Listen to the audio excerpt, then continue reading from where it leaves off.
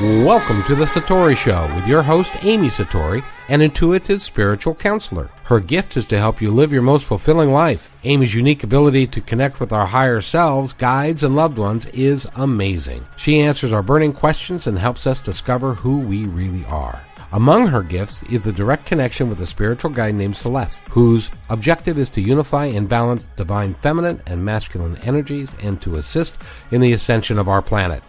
Amy also speaks to other spirits, pets, mythical creatures, and even your body to help you manifest ultimate health, wealth, and happiness. She's helping people all over the world, including artists, athletes, celebrities, Nobel Peace Prize winners, writers, directors, entrepreneurs, other healers, and even regular folks like us. Her passion is to help you find your true love and shows you how to nurture and strengthen that connection. Her clients are amazed at her incredible gifts, and they tell everyone they know. And now you can talk with Amy direct. Just call 256-291-1191 any Sunday from 12 to 1 Mountain Time when the show is live. Please follow her on Instagram or subscribe to her newsletter at www.amysatori.com to stay connected with her lovely radiant energy and receive the newest updates. Now, join me, Kevin McDonald, as we turn our hearts and mind over to Amy's loving guidance and discover tips on how to create magical lives and relationships. It's time to break down those barriers and emerge as the butterfly you truly are. Right now on The Satori Show. And welcome to the show, everybody. You're listening to The Satori Show with Amy Satori, who is your host. We've got a very special show for you today, and I think that you're going to really enjoy it. So with that, I'd like to introduce Amy, who's going to tell us exactly what it is that we're going to do today. Amy? Good morning, everyone. Yes, today, well, I don't know if many of you know about this, but I actually have a twin flame forum where the twins can talk about what's going on in their journey and share experiences and kind of support each other. And it's the 1111 Twin Flame Forum on Facebook. And I thought I would do something to surprise those that are on the forum right now. They've been really participating and being really sweet to each other, and I just thought it'd be really nice to offer up some intuitive insights into their situations. They don't know that I'm going to do this, but hopefully this can really give them some assistance. You know, it's also interesting, Amy, because we can come up with questions all day long, but real-life situations really do have an impact on people, and you can learn from what somebody else is going through, and that's kind of what we want to go through today, are some of the issues that people are having about their twin flames and in relation to their twin flames, and so that we can give them some insight as to what to look forward to and what is going to happen next with them. So that's kind of exciting. So are you ready to go? I am. Okay. First of all, what I'd like to do is to say, the post that you created was called "What's Your Current Status with Your Twin?" and it starts with and let's start with a real good one, which is Brandy.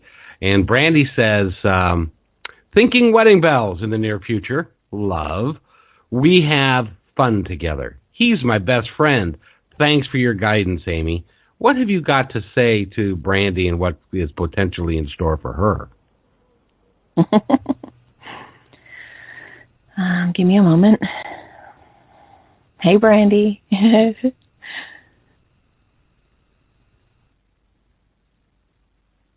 Wow.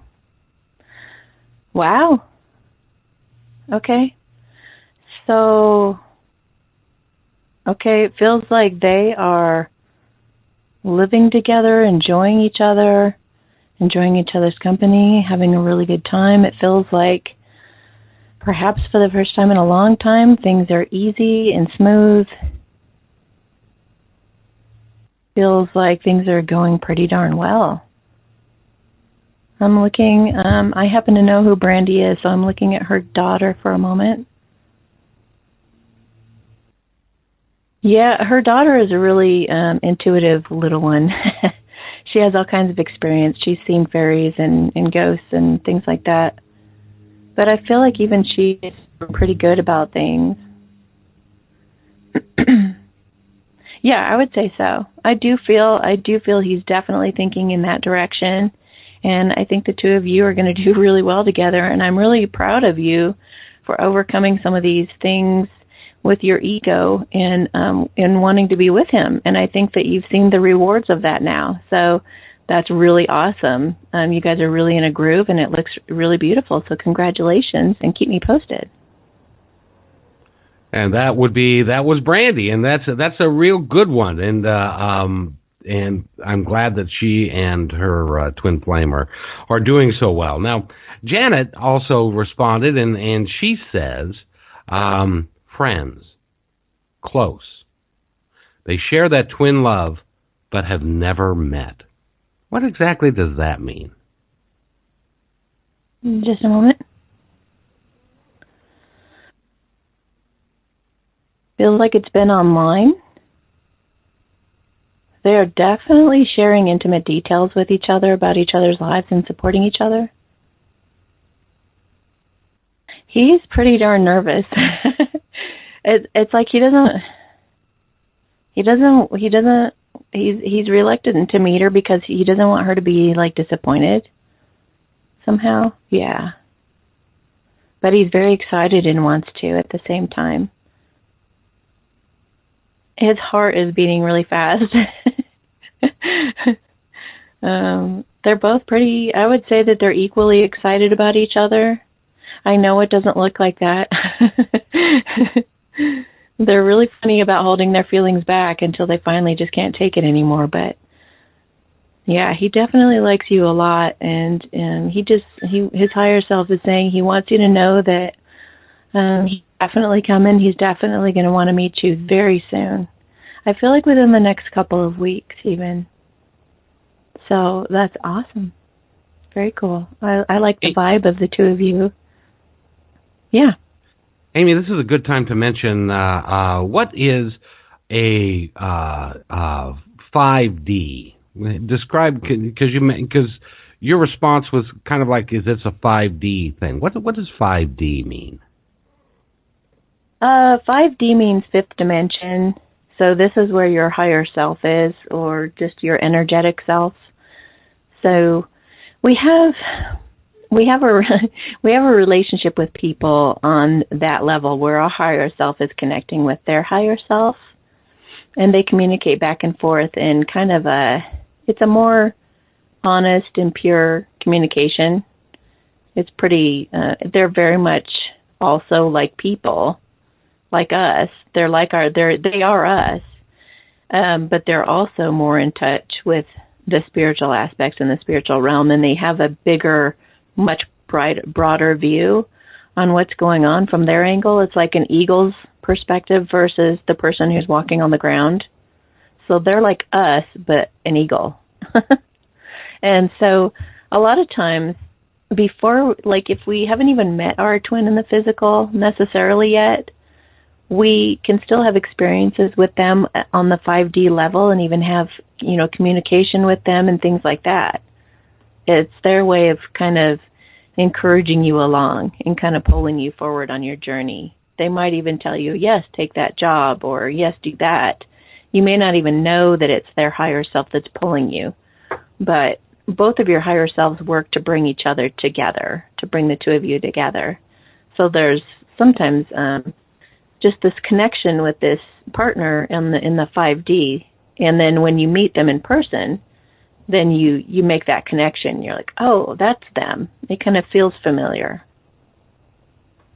Aha. And 3D is what we call the physical world. It's when you actually see them in the physical and interact with them in the physical. Gotcha. So the 5D or the higher self takes what I like to call the 50,000 foot view. I've explained it before on the show, so I won't go into it here. But basically, the 50,000 foot view is they get to see what happened, where you're going, and the path that you're on, and they can make that connection to you and the other person. Yep. That's awesome. So when you have a dream and it is filled with love, and you are really in love with the person they're having the dream with, that can be your twin flame, even though it may not look like the person Is that accurate? Is that right? Yeah, our subconscious minds are kind of crazy, but they prep us basically. So you may have a relationship in your dream with somebody that doesn't look at all like your twin, but you can tell that it's your twin because of the way that you feel about them. It's all about the vibration, and it's all about how they make you feel, or how the person makes you feel. So you might feel intimidated by your actual twin flame on some level, so you go ahead and substitute them with somebody else. And it's all about just, no matter who the people are on the dream, you could say, I thought it was my uncle, but he looked like, black, he has black hair, but in real life he's blonde. So I don't know why my uncle looked totally different. But there's all different ways that our subconscious mind will kind of trick us into going into the vibrational state that you need to get into and to experience or heal whatever you need to experience and heal in your dream, or get you to a certain level to where you can kind of, it's like they're tweaking us in our sleep.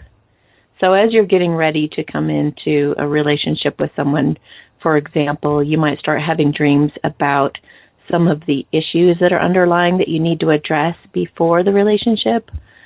Or you may start having a vision of what it's going to be like with that person. So you just kind of pay attention, and if it seems to be some kind of a warning, or if it seems to be just, again, like, it's not about the content or the happenings. It is solely about how you handle them and how you feel about them. So just pick that part about the dream apart and take a look at what that's telling you. So it may even look like something bad is happening. It may be your narcissistic ex is, living next door and visiting all the time while you're living with your twin or something like that. But if the interactions are positive, then you're fine. Or if you're practicing really great boundaries with that ex and you're telling them, yeah, here's some sugar, now leave, that kind of thing, then it's actually showing some positive growth and it's encouraging you. So. Oh, very good. Now, by the way, I asked before we started this podcast, I asked you to set the intention that we were going to get some calls today. And so you took a moment and you did that. And I also promised the other side that if they didn't provide a call, I was going to give them a spiritual spanking. Well, yes. And being as at this moment, while we're doing this podcast, this is live, and I have no idea who called, but they're on the line with us, so I'm going to bring them onto the show right now and ask if they've got, first of all, caller, can you give us your first name, and do you have a question for Amy? Sure. My name, and I actually emailed Amy my question, and I didn't really want to say it on the show, or be on the show. I wanted to more listen. We could do that. We can mute her. In fact, what you can do is, would it be okay with you is if we use a different name when we finally do get to that message, so it's not linked with you, but you can just stay on hold, and we'll get to that message and just put a different name on it. Okay, cool. Does that sound good? I'm glad you called, though. Thanks, Rebecca. Okay, and I can still listen, right? Absolutely. Yeah. Oh, yeah. Absolutely.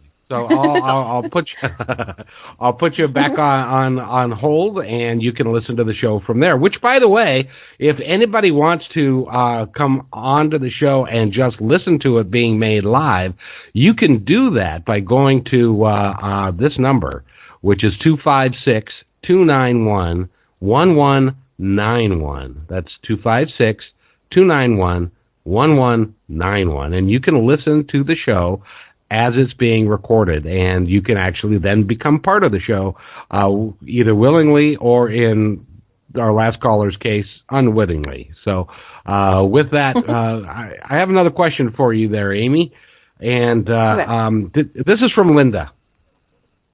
And Linda says, he's not talking because I sent a birthday card to a friend of mine who happens to be a friend of his.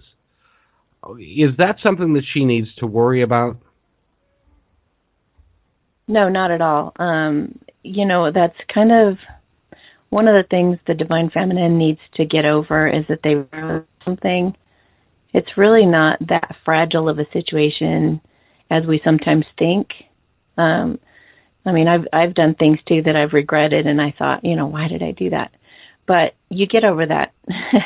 You get over that as the situation kind of matures, like a fine wine. It just gets better, and you get deeper and deeper in your trust with it. But let me feel into your twin for a moment to see something. What I'm getting is it's cruising right along. He actually has you in his sights. And you're in the back of his mind as he's making plans going forward. He doesn't want to reach out to you within the next couple months. The thing that's holding him back is that he just seems to have a lot to have to work out with his work right now.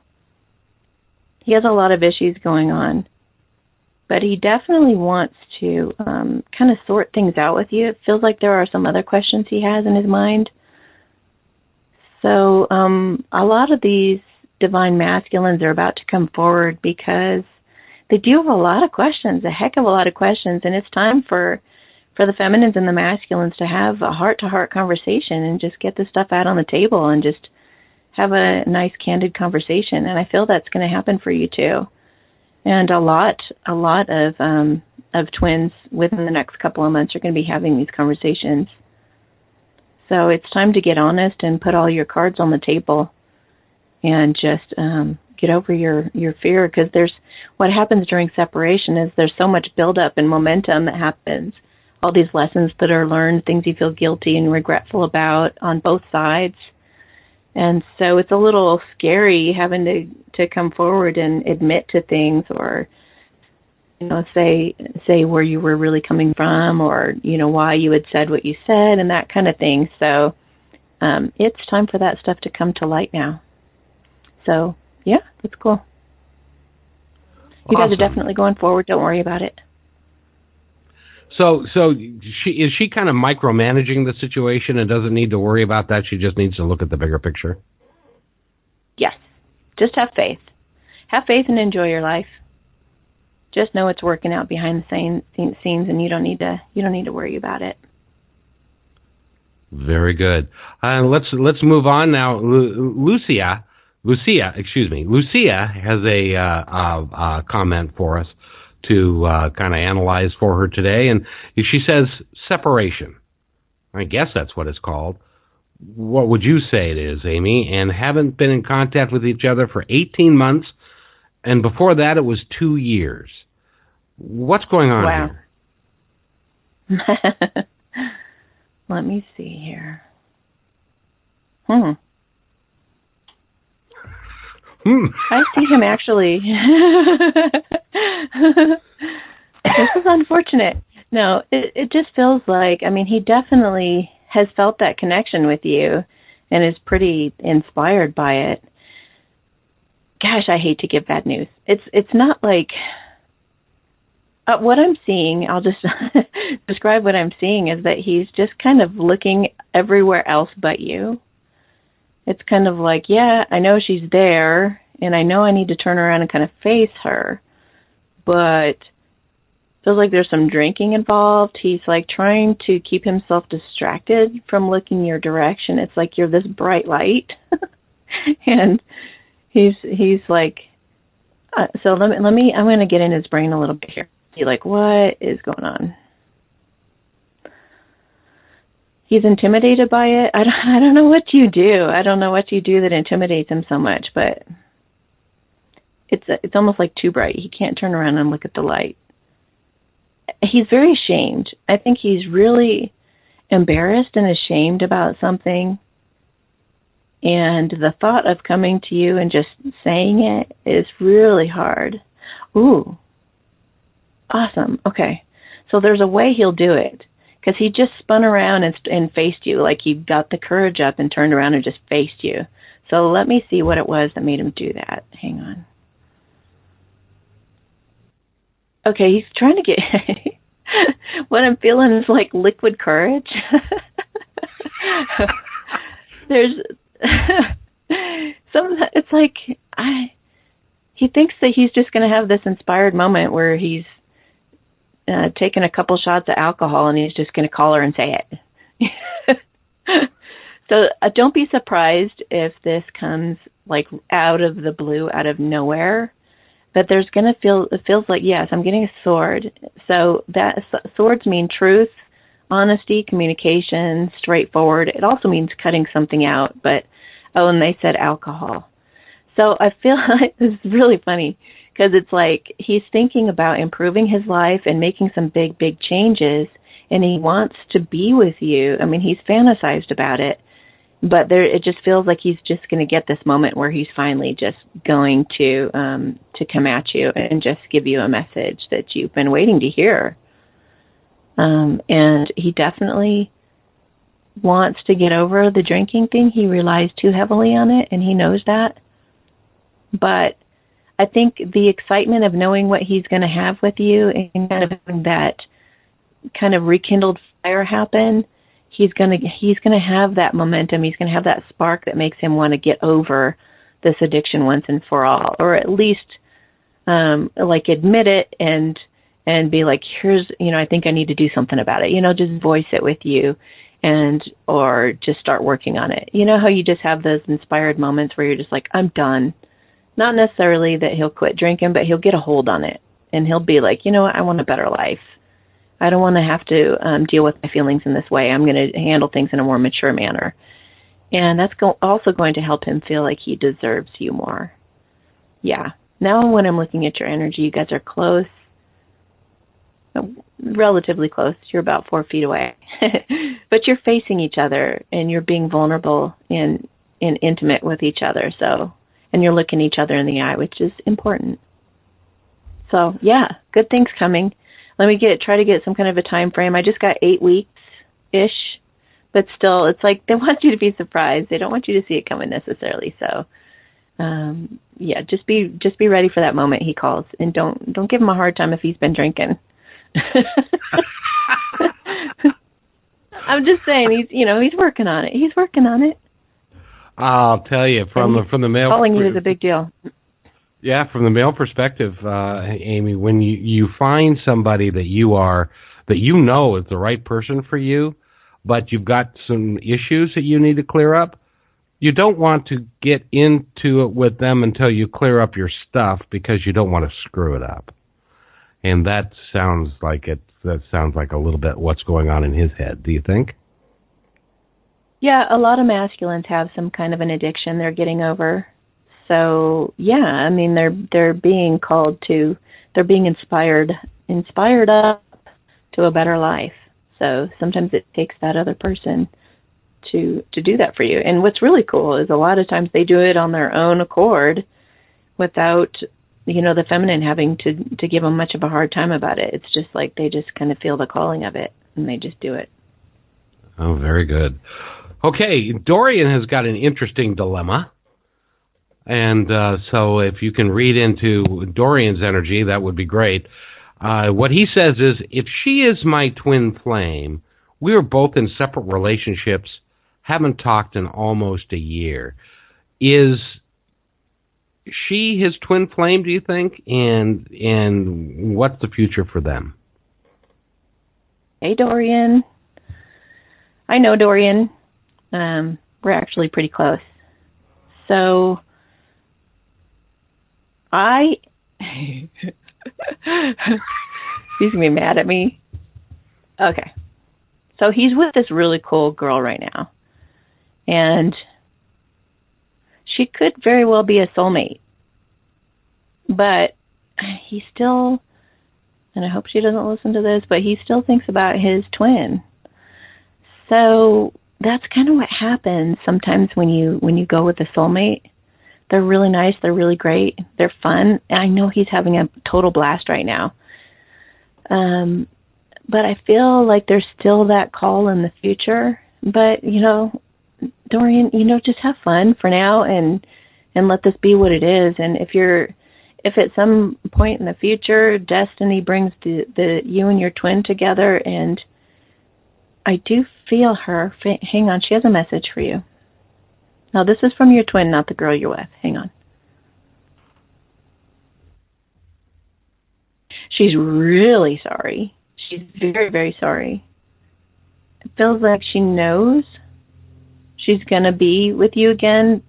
She just she still has like a lot of work to do.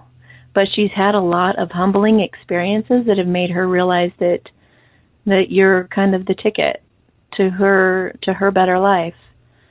So, these things just happen to grow us, and there's something that you need in the girl that you're with that is going to somehow aid you or help you in your relationship with her in the future. So go ahead and just explore that and have a good time. And I just don't know if I would get stuck in it.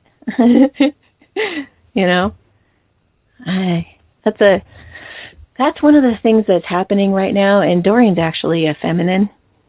The feminines are getting other options right now. I mean, this kind of has been going on in waves here and there, but right now in particular, all these soulmates are coming forward. And it's just happened to me, actually. A guy that I liked a long time ago before my masculine was having some issues. He ended up leaving the state.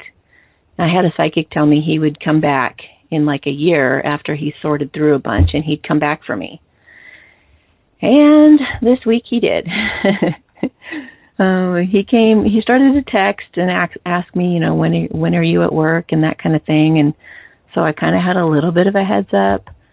But then he appeared one day, and I did a reading for him. We got kind of caught up, and sure enough, he'd been through major changes. He really did some soul searching. He'd been through a lot, and he had been humbled, and he had come back and said, before I wasn't relationship material, and now I am. And I'm looking across at him going, holy crap. I mean, I've been seeing this for all the feminines around, but I was kind of hoping it wasn't going to happen to me. But there he was. And so I just really, while he was talking, I just really tried to be hyper aware, like I always do, just really present in the moment. I was observing him talking, and I thought, could I see myself cuddling with him every night, watching TV or watching movies or something? Could I see talking to him over meals, what's happened through our day? Could I imagine, my mind was just going to all these places with him. And I thought, no, I just really don't. I don't feel it. I don't feel it. I may have feelings for him, but I really don't feel it. And I wanted to take my masculine out of the picture just because you don't want to resent your partner. You don't want to resent your twin. So you really do have to make your own individual decision and not make it necessarily about them. You always want to keep your heart open and listen to the message of what is coming through. And that's just what came through in my heart of hearts. As gorgeous as he is and as sweet as he is, he's not for me. And I just really felt that. And so he said, I'll text you tonight, and I'll be back. And he texted me that night, and I had a few hours to think about it. And so I just, it was really funny too that my masculine's higher self started going crazy. He was getting so mad. And then that night I texted him back and I said, please don't come see me anymore.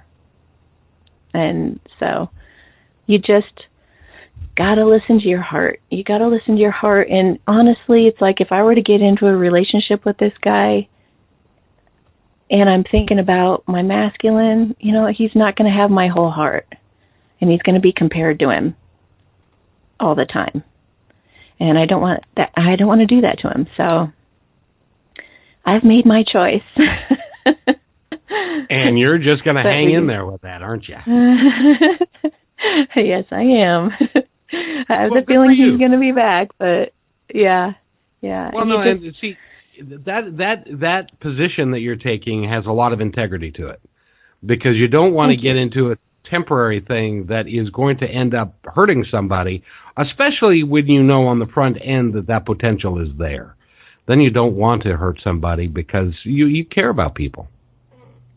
Well, and I don't want to muddy the waters with my masculine whatsoever. You know, when he comes into the picture, I don't want to have to say, oh, I've got to do this little cleanup job now. You know, oh, now I need to break things off with him, and now I better make sure he doesn't text me anymore, and I better make sure we're not sending sex pictures. You know, I mean, people do that, and then they have to. Then it's kind of like, well, who is this? Why are they calling you? And it's weird. So I'd rather just kind of keep my slate clean, so I don't have to explain any of that kind of stuff to him. I just want to be clear. But I think these are really good situations of like bringing things to light and making things real clear for you too. It's like you become more and more solid in your decision as you go, if you take that stance. But I mean, there's no judgment in a situation like Dorian's where, you know, you just go ahead and explore the soulmate situation. That's okay. There's a lesson there to be learned, just like with the karmic. You could settle with them. And I say settle only because it's just never going to be as satisfying as with your twin. But I have another feminine who has chosen her soulmate because she's so tired of waiting for her masculine, who has said that he's breaking up with his girlfriend, hasn't done it yet, and she's like on this really great trip on vacation, having the time of her life, and she met yet another guy. So she's exploring all these different options, but she has been asking me kind of like, hey, can you tune into my masculine and see what he's doing? Does he feel that I've withdrawn? You know, and all that kind of stuff. And it's like, yeah, I kind of figured he'd stay on your mind. Well, you said something there that kind of shocked me a little bit, and that is, do people actually send sexy pictures of themselves to each other? You're kidding, right? And if they do, you can. Well, and if you do, and you're lacking somebody to send a picture to, you can look up my name, and you can. Never mind. You wouldn't believe. No, okay, Dorian. Dorian. Uh-oh. Are we outing Dorian here? Oh my gosh. Well, he's obnoxious about it. He's so funny. He has shown me so many pictures you wouldn't believe. I do not send pictures like this. I will not. I have not. And I am not that kind of person. But yes, it goes on a regular basis all the time. And I'm just not that kind of girl. So, yeah, but he has shown me. Man, he has shown me. And the guys do it too. And it's like, oh, come on. Like, how desperate can you be? You know, I don't know. Sexy pictures, if they're not too revealing, can kind of be playful and flirty. But some of this outright stuff is like, can't you use your personality? Like, do you think he just doesn't like you, so you're just going to just throw your body out there like a piece of bait? Like, hey, even if this is the only thing you go for, at least I'll feel a little loved. I mean, I don't know. It feels a little desperate to me. I don't know. Plus, they can show the picture to anybody. And, you know. Well, exactly. Once a picture like that's out there, it never comes back. Yeah. And you don't know where it's going to end up. By the way, if it ends up in my inbox, I promise not to share it. But anyway, just kidding. Oh, Kevin. just having a little fun, you know, and it's just one of those things. Because that's one of the. And besides, if a guy gets real explicit and shows his body, you don't necessarily want to have the grand unveiling, if you will, until you've met somebody and are in a relationship with them, because that may end the desire to have the relationship right there. It's like, no, but really, it was cold in the room. Anyway, so.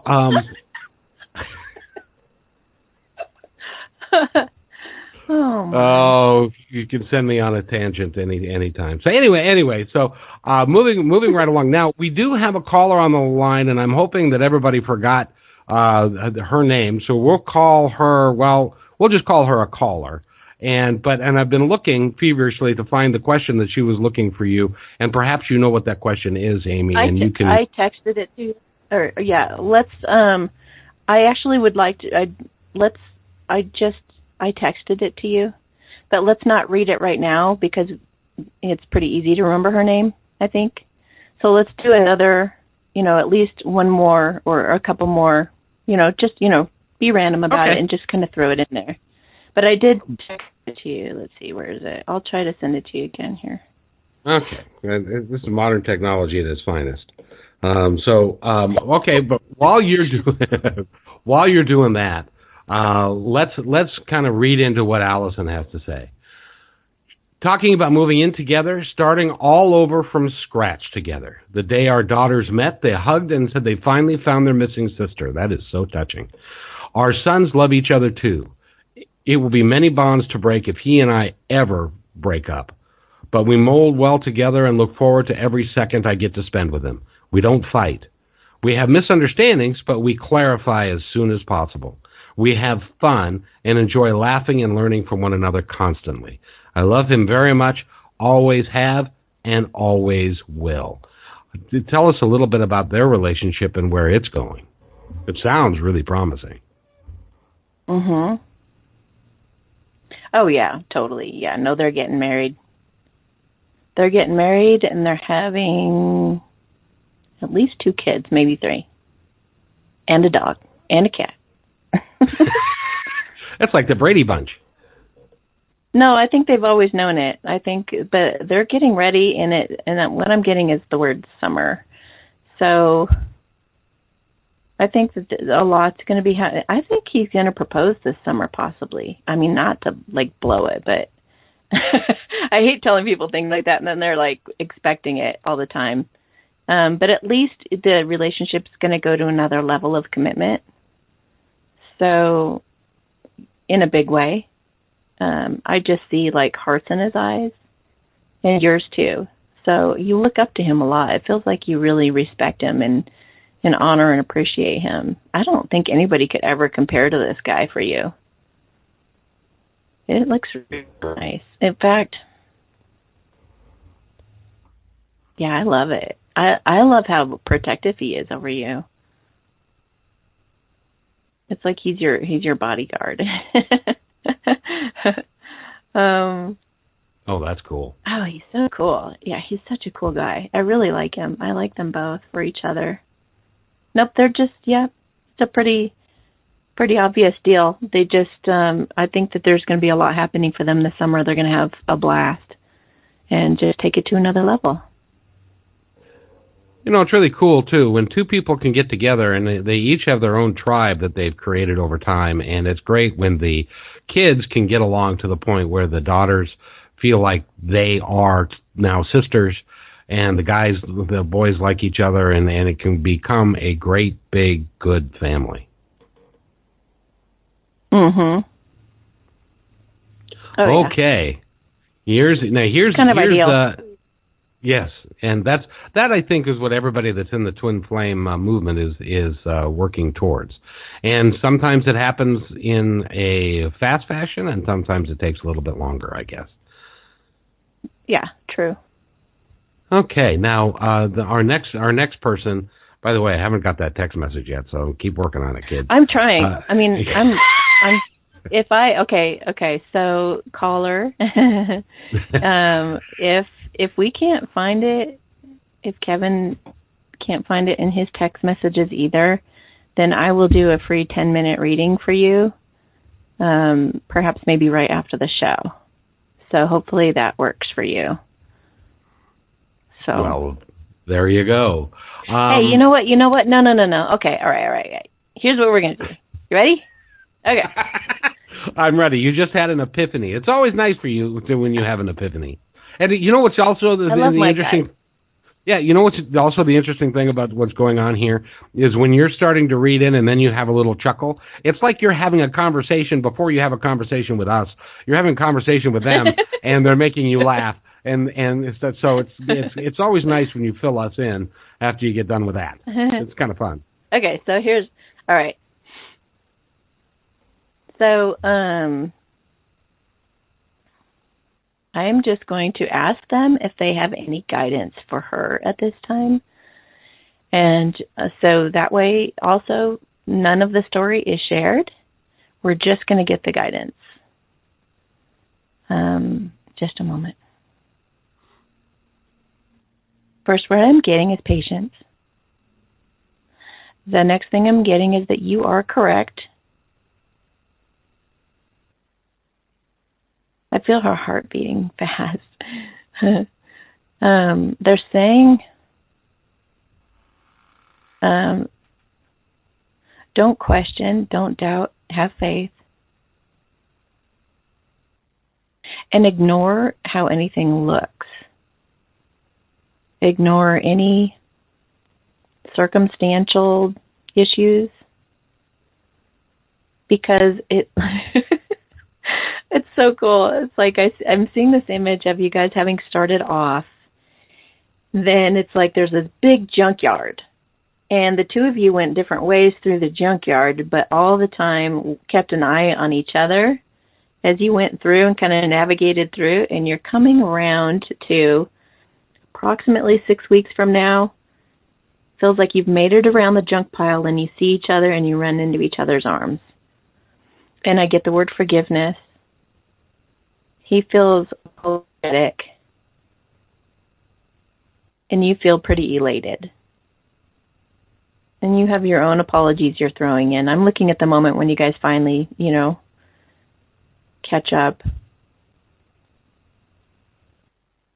And I just see you guys like going out and having a really good time together and kind of letting bygones be bygones. So I don't remember. Okay, they're reminding me of something else that was in there. I hate to say this, part of the junkyard sometimes is other people and situations and circumstances that you think are like valuable. Like you might pick up a diamond and say, wow, look at the diamond. Or you might pick up, I don't know. There's all kinds of valuable things in the junkyard that you think you might use, but ultimately, will you really use it, or is it just going to be baggage, is what they're saying. Do you want to collect a backpack full of all this shiny, pretty stuff in the junkyard? Or when you guys meet up in like 6 weeks, do you want it just to be fresh, just the two of you, with no baggage? So it's almost like the junkyard is just all this temptation, all of these other paths, all of these other ways. And your test is to just make it through unscathed to the other side. And then I think you'll be all right. So just look at it all as a test. And I'm really not remembering what was in the message, but I hope that helps. Oh, wait, she's saying there's one more thing. Hang on. Yes. The answer is yes, you guys will be together. I mean, you guys are drawn together for like a committed relationship. This is for real. So start thinking that way. Like it's inevitable, it's going to happen, and just kind of start to shape and form your life around that knowingness. Okay. I feel her relaxing. Okay. I think we're good. Yeah. Okay, so if after the show, if you still have a question, that person who's on the line, if you still have a question after the show, then when he has said his ending, then I want you to just stay on the line and ask your question. Fair enough. I was going to bring her on and ask it now, but I'll leave that. I'll honor her. Yeah, do it for privacy. Okay.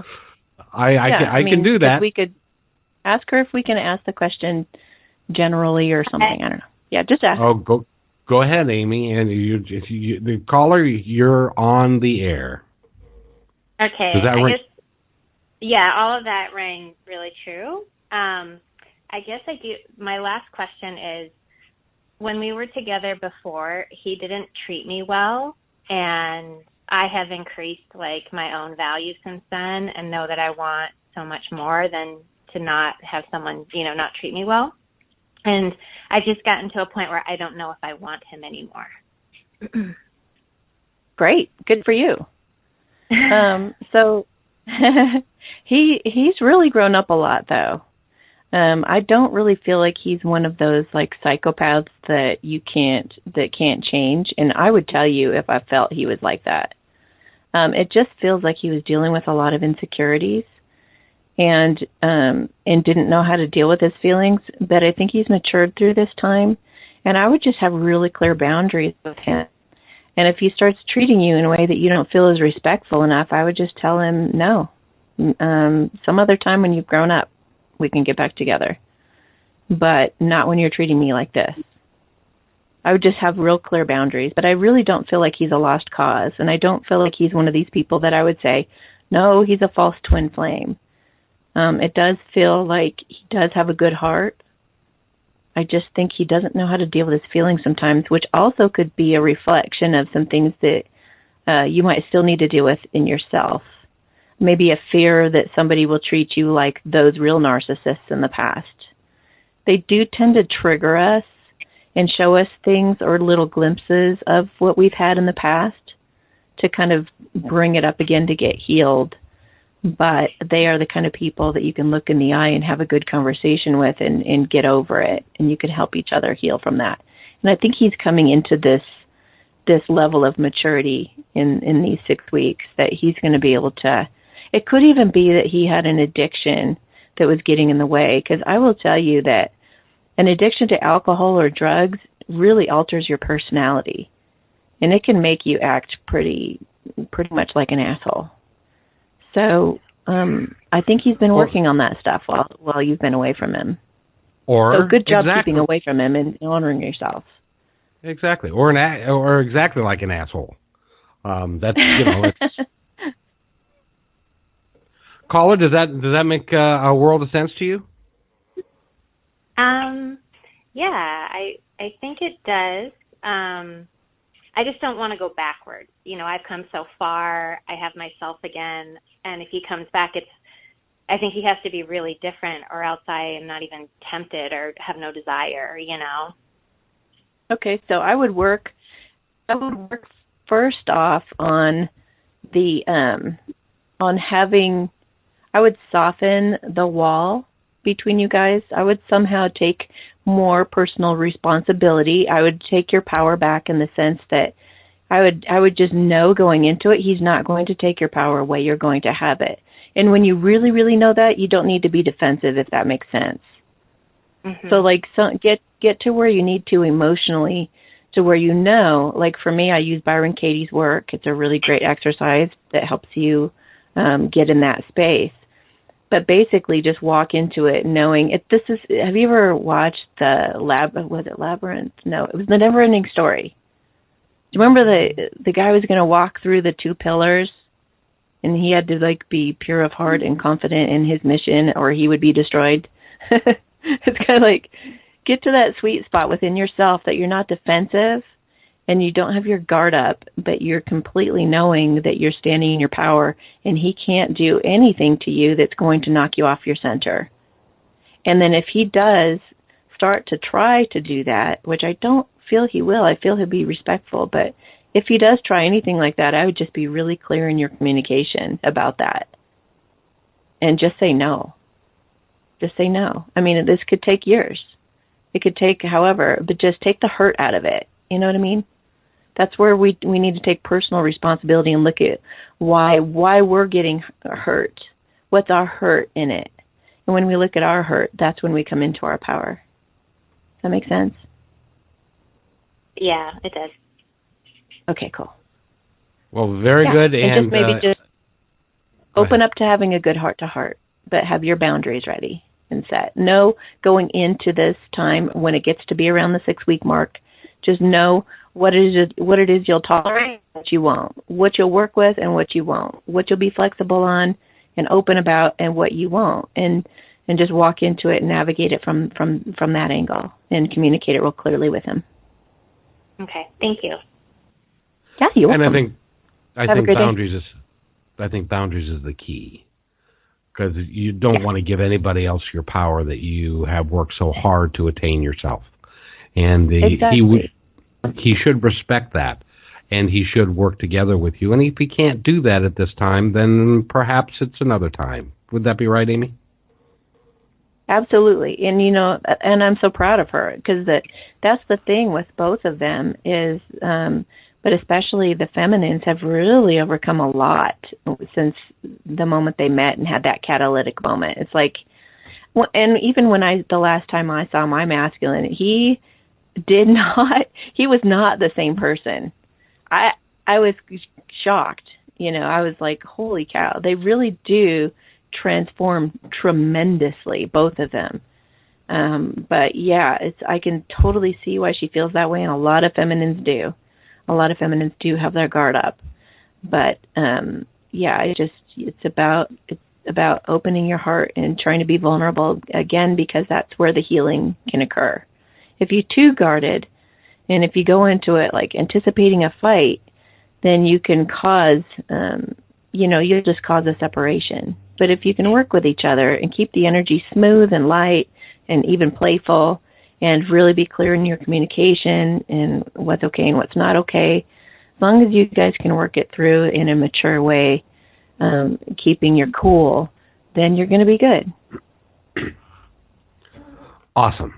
Let's move along and to our next entry into your blog. By the way, this is the 111 Twin Flame Forum, and it's on Amy's Facebook, so go there and you can join that group, I do believe. Is that not correct, Amy? Yeah, it's not on my Facebook, but it is on Facebook. The 1111 Twin Flame Forum.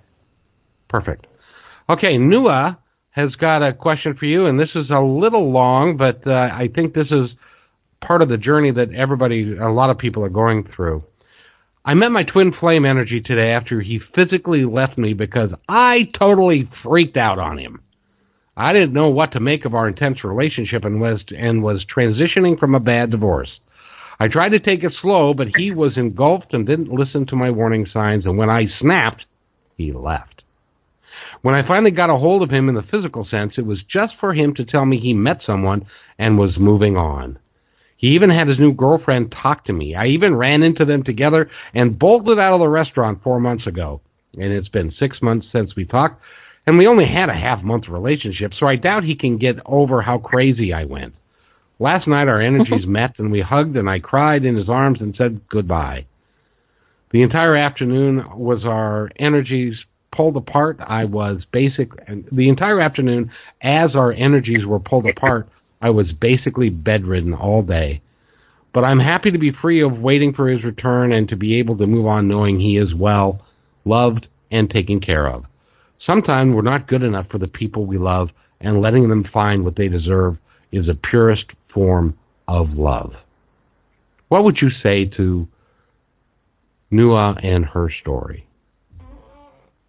I've got chills everywhere. Well, first of all, you can't, I hate to break this to you, but you can't sever the cord between your twin flame. But it's always healthy to let go. It is always a good idea to let go. But the whole martyr thing of I'm not good enough for him, he deserves better, now that's nonsense. That's really silly because you're made for him. Twin flames are made for each other. They're perfect for each other. Nobody's lacking. Nobody's not good enough. It's a trick. I mean, if you want to get religious about this, it's like because this is a religious experience. It actually is a spiritual experience to have a twin flame. It's what God designed. So the devil is in, trying to manipulate us however it can using our thoughts to discourage us and tell us we're not worth it and we're not, on both sides, people regret things that they said and did. I told my masculine he was my twin flame. And everyone's like, don't ever say that. You're going to freak them out. And it did. It freaked them out really bad. So I'm just saying, we're all going to make those mistakes. We're all going to lose our cool and that kind of thing. But what happens with twins is they have these moments where they kind of do what they do and they interact and then they go apart and grow. And then they come back together, they interact. It's kind of like a testing. It's like, is the water temperate yet? Okay, still cold. Okay, won't jump in yet. Then you go take a break and lay out in the sun, and then you go back to the water. How's it feel now? Oh, okay. So that's just what they do until they're ready. So I just wouldn't be so hard on yourself. And I would just really lighten up about it and just know that it's supposed to happen and it will happen in its own time. And so just not worry about it. Just work on yourself and just be more, it's very good that you let go. I got to say that again, just because you never lose somebody by letting go. You actually become closer to them. I know it's a weird thing, but it's like an acceptance in a way. It's like I accept and love just the fact that I have a twin flame, period. And now I'm just going to go make myself happy and get passionate and love the things about my life that I love. That's a very, very healthy place to be. Thinking about them all the time, obsessing about them, and not feeling like you're going to be happy until you're with them, that's very unhealthy. So part of what you're doing is very, very healthy and wonderful. But I know you're going to continue to think about him here and there. You just got to figure out a healthy way for that to be there and not be a cause of you being discontent or unsatisfied with your life. So find that sweet spot and get excited and passionate about your life, and he'll come back in. And now I want to also kind of tap into how he's feeling about you at this time. So just a moment. Oh, he's thinking about you a lot. He can definitely feel the disconnect. He didn't like that one bit. He's like right in my face. He's like, what has she done? What did she do?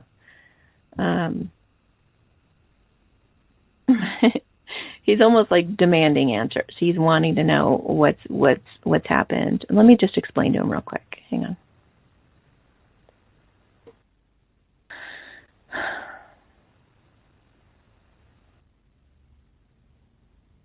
He says that he wants to be with her too. He does, and he doesn't judge her. He forgives her.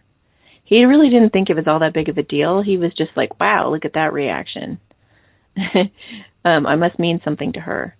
So, and I feel like the thing with meeting the girl, I feel like that was a little defensiveness. That was a little defensive posturing. You guys aren't quite, obviously you're not quite ready to come into union yet. I feel you guys will be in some type of communication in approximately 3 months or so. In about 6 months, you guys might actually start having some good conversations back and forth. That's when it starts to come together. You could tell him, I recognize that I overreacted that one time that I saw you.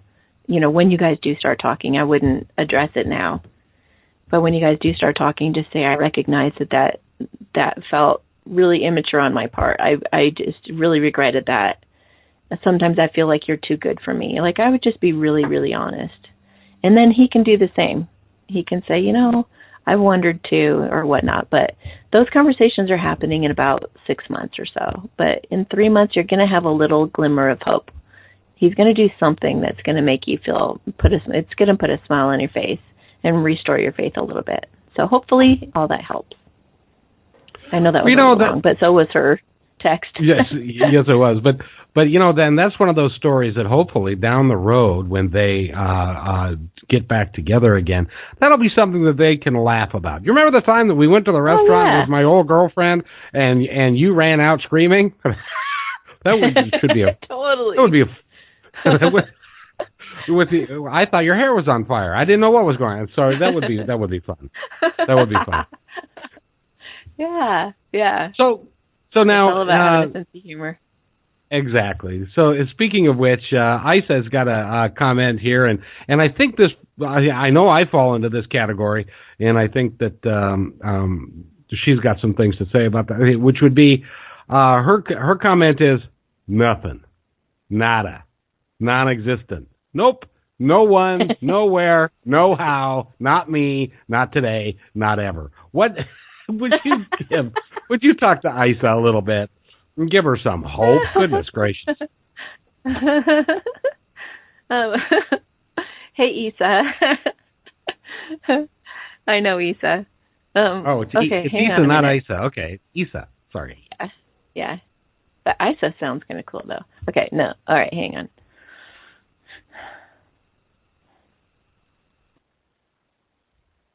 You're right. Just a desert, nothing. I'm just kidding. You got nobody. You can hear the wind whipping around the desert, and there's just nobody on the horizon.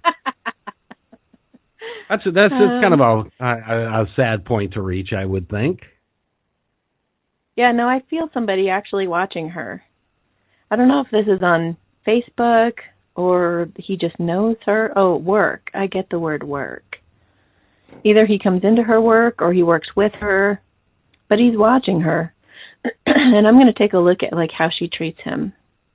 She pretty much ignores him. Maybe that's why she's got nothing going on if she is ignoring people. Because don't you have to have your receptors up? I mean, it's if you are convinced that there's nothing, nada, not existent, no one, no how, don't you put yourself in a box that becomes a self-fulfilling prophecy?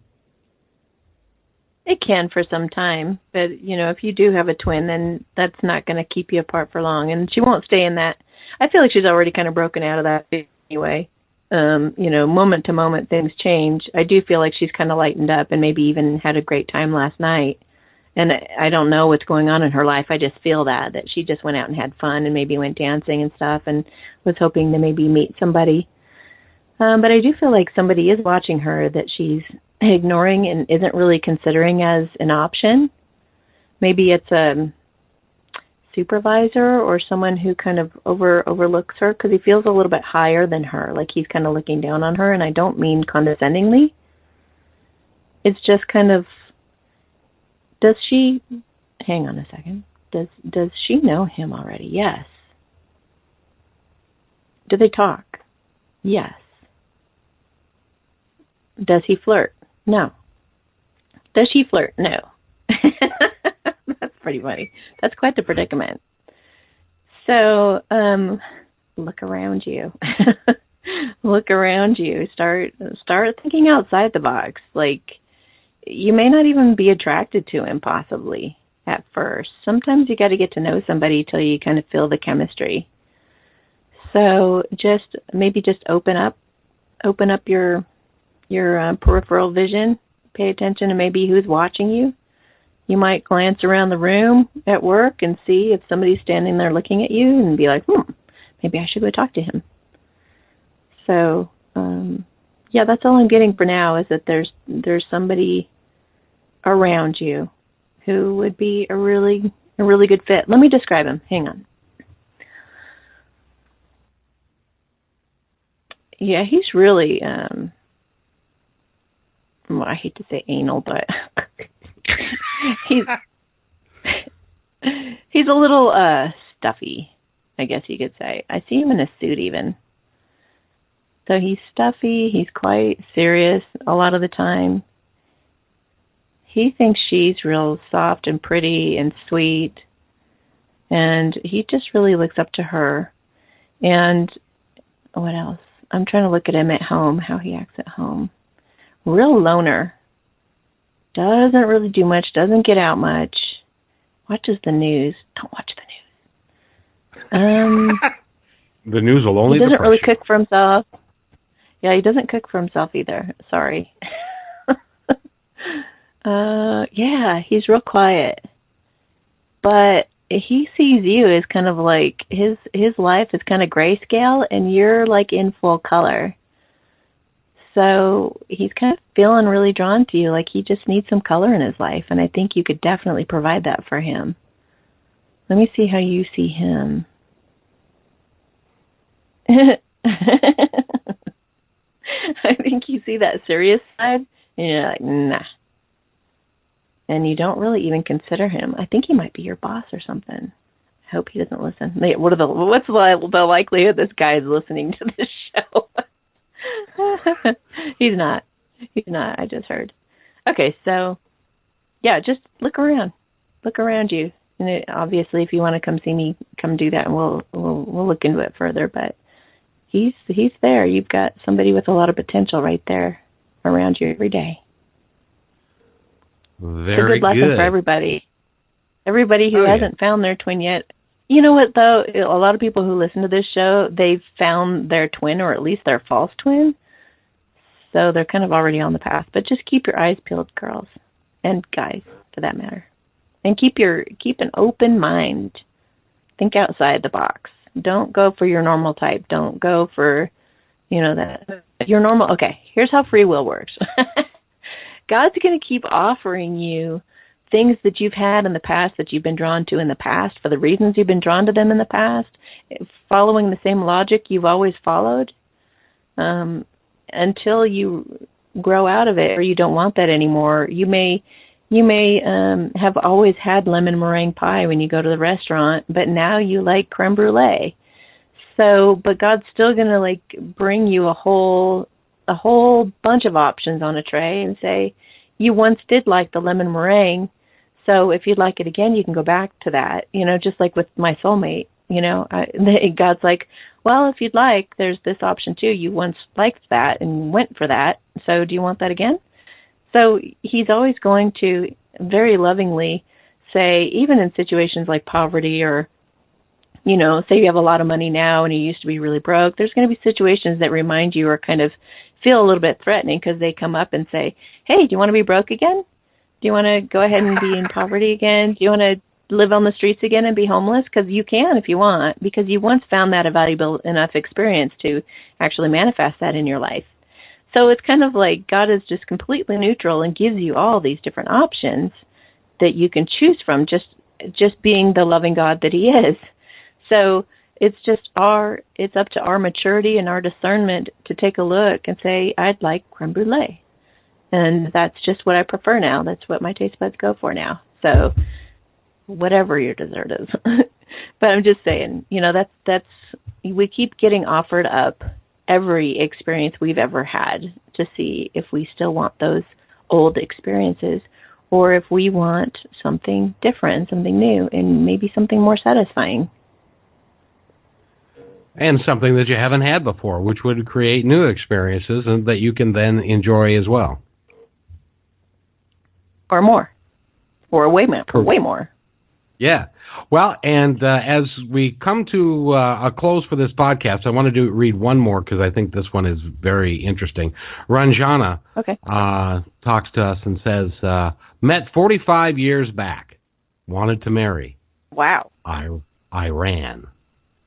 2 years, 2 months ago, a 5D contact, which we've talked about 5D before, but maybe we can talk about it some more as well.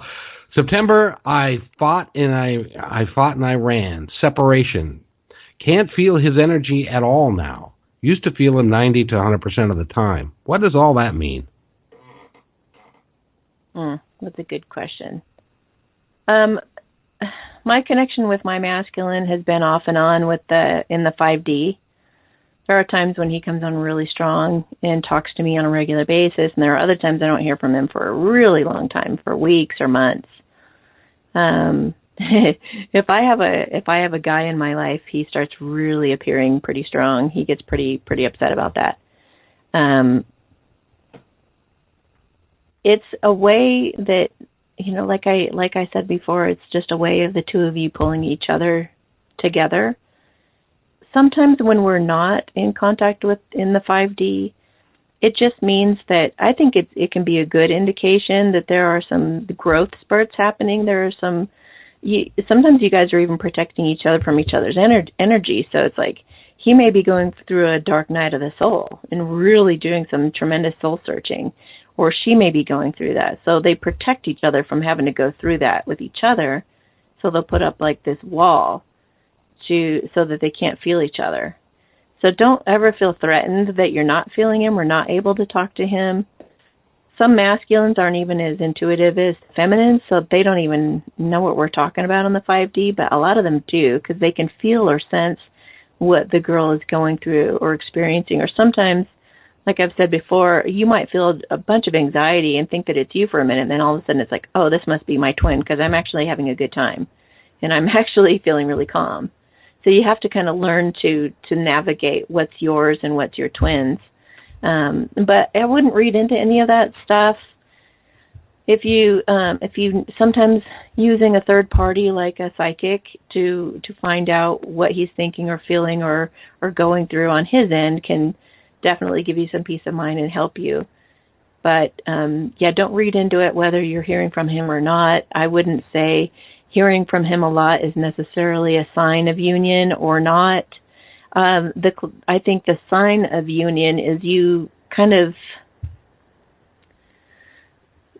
start to feel like they're already your partner, and it's kind of like you're already together, but they're just kind of stationed somewhere else for a moment, but they're coming back.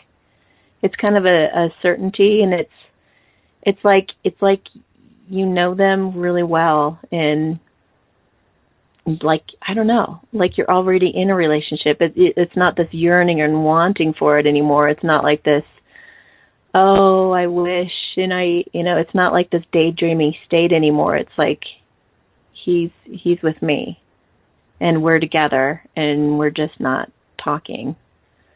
So, and I don't necessarily know. I think you start to just kind of, there's even a merging that happens. I mean, I remember looking in the mirror once and seeing him. It kind of spooked me a little. I was like, okay. There he is. So, and like yesterday I was talking to a friend on the phone, and all of a sudden I looked over and I saw him like walking next to me in my mind's eye. And that I was like, oh, okay. So it's kind of almost like the universe starts getting you prepared for being with them, and it starts to feel really familiar to have their energy around. It doesn't feel weird anymore. It doesn't feel like, oh, I have to acclimate to them. It's kind of like I'm not making any sense. It's like he's already there. He's already there, and I don't know how to describe it, but I do have one question, because initially Ranjana said that they met 45 years back and wanted to marry. Mm-hmm. That would put them someplace in their 60s. I think one of her questions is he still on the planet? Yes, he is. In fact, let me see if he's still thinking about her for a second. Hang on. Yes, he is. Yes, he is, and he is thinking about her a lot. They are... Well, I'm trying to feel if they're pulling together. It doesn't feel like it yet. It feels like they're kind of developing separately right now. But the fact that he's like coming to her in the 5D here and there, it's kind of like just the reminder, hey, I'm here. Don't forget me. Not like she can. But I think it's his way of trying to stay connected with her, like sending a text or an email. Oh, he's been working on his intuition. I'm getting that he's been doing some meditating and working on being able to feel her and sense her. That's awesome. So she might start feeling him more often if he's trying to do that. Well, that's cool. Kind of reminds me of a story that I heard recently about a young reporter that was talking with a gentleman in a retirement home, and he was talking about his lost love of 40 or 50 years before, and how they just missed connections, and he thought about her for the rest of his life. And so this reporter got a name, and when he was talking to somebody at the front desk, relaying this story about this lost love, and she said, well, could that be, and she gave him the name from a gal that was in the same retirement home, just 2 floors removed from him.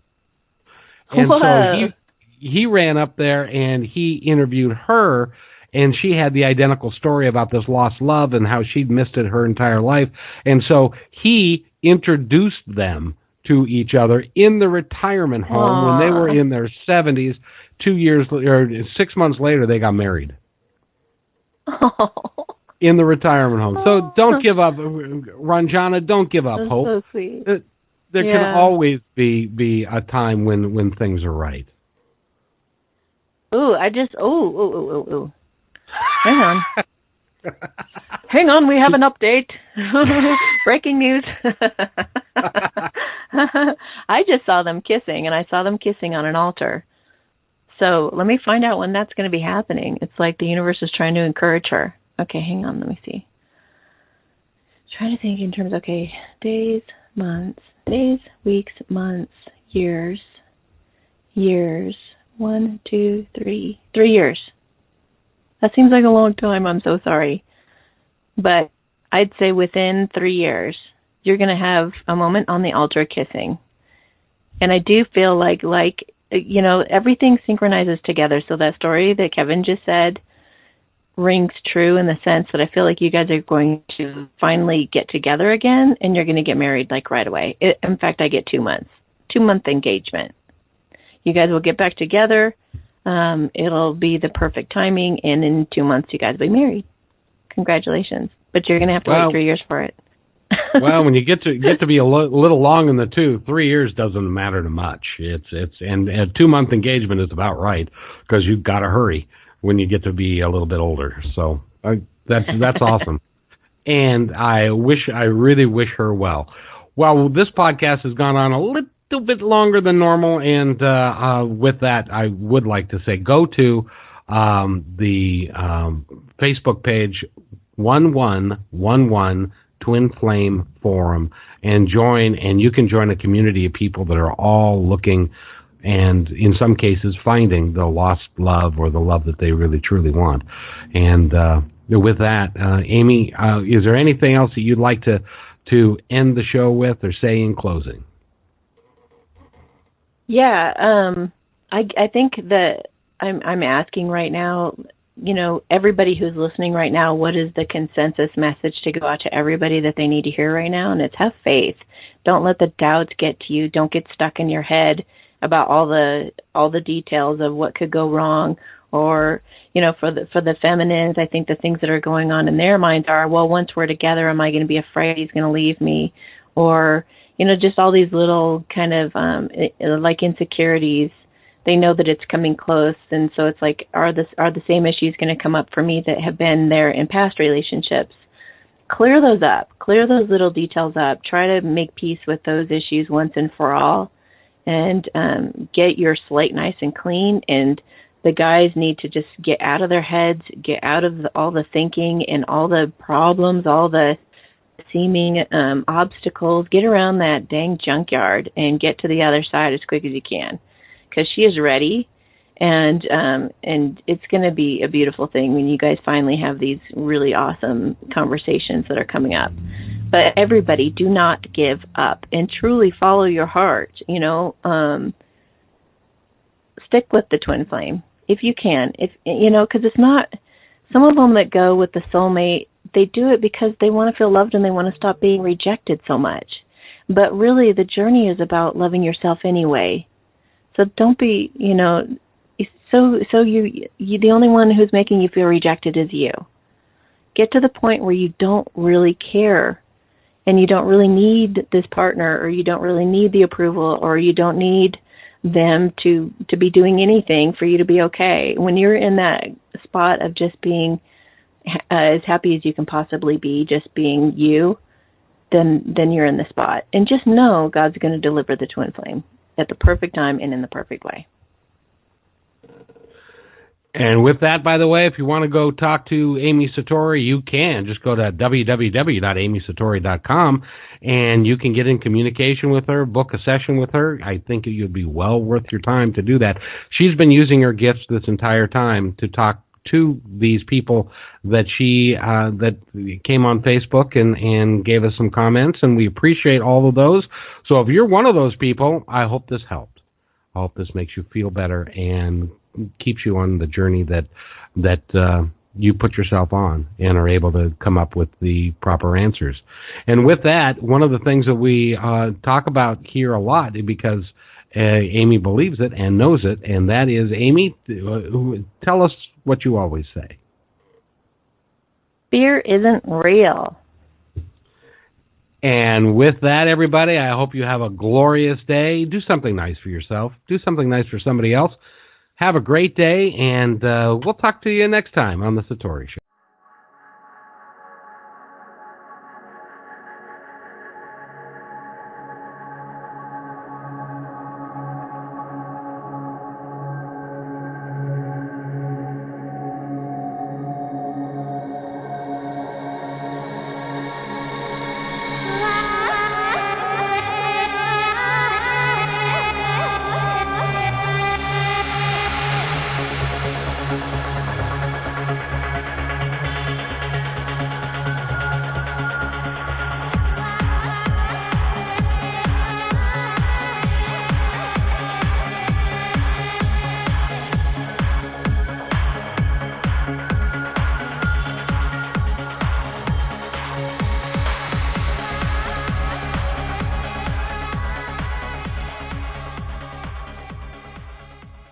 You've been listening to The Satori Show.